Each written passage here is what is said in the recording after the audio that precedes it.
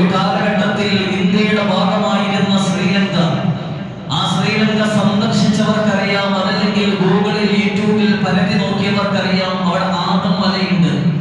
ആദം നബി അലൈഹിസ്സലാത്തു വസ്സലാമിന്റെ കാൽപാദത്തിന്റെ പാട് എന്ന് പറയുന്ന ഒരു പ്രത്യേക സ്ഥലവും അവിടെയുണ്ട്. പല ആളുകളും അവിടെ സിയാറത്തിന് വേണ്ടി പോകാറുമുണ്ട്. അവിടെയാണ് ആദം നബി അലൈഹിസ്സലാത്തു വസ്സലാം ഭൂമിയിലേക്ക് ആദ്യമായിട്ട് കടന്നു വന്നത്. ഹവ്വാ ബീവി റളിയല്ലാഹു തആല എവിടെയാണ് കടന്നു വന്നത്? കുവൈറ്റ് എന്ന് പറയുന്ന, ഇന്ന് കുവൈറ്റ് എന്നറിയപ്പെടുന്ന സ്ഥലത്തേക്കാണ് ഹവ്വാ ബീവി റളിയല്ലാഹു തആല കടന്നു വന്നത്. 40 വർഷമാണ് പരസ്പരം രണ്ടുപേരും കാണാതെ ഒറ്റയ്ക്കായിട്ട് ജീവിച്ചത്.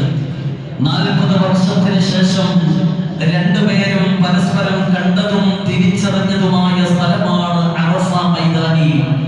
അറഫ എന്ന വാക്കിന്റെ അർത്ഥം തിരിച്ചറിഞ്ഞു എന്നുള്ളതാണ്.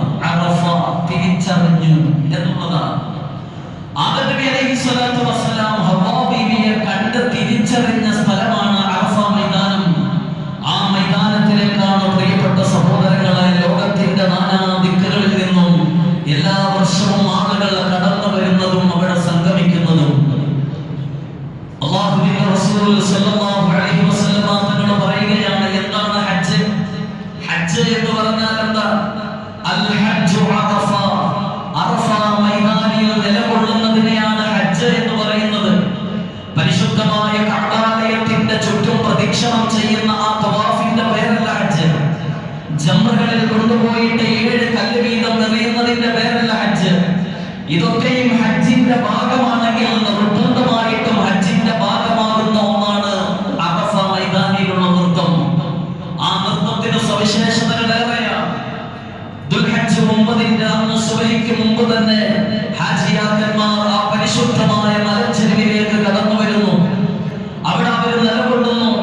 വൈകുന്നേരം മഗ്‌രിബാകുന്ന സമയം വരെയും അവർക്ക് വേറൊരു ചിന്തയുമില്ല. അവരുടെ ജീവിതത്തിന്റെ ഇന്നലകളിൽ സംഭവിച്ചു പോയ പാപങ്ങൾ അല്ലാഹുവിനോട് എണ്ണി പറയുന്നു, തൗബ ചോദിക്കുന്നു.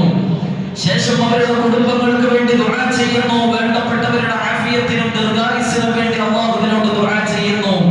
കലങ്ങിയ കണ്ണുകളുമായിട്ടാണ് അറഫ മൈതാനം വിട്ട് അന്ന് വൈകുന്നേരം ഹാജിയാക്കന്മാർ അവിടെ നിന്ന് യാത്ര തിരിക്കുന്നത്. റസൂലുള്ളാഹി സ്വല്ലല്ലാഹു അലൈഹി വസല്ലം തങ്ങൾ പറഞ്ഞതെന്താണ്? ഖൈറു ദുആഇ ദുആഉ യൗമി അറഫ.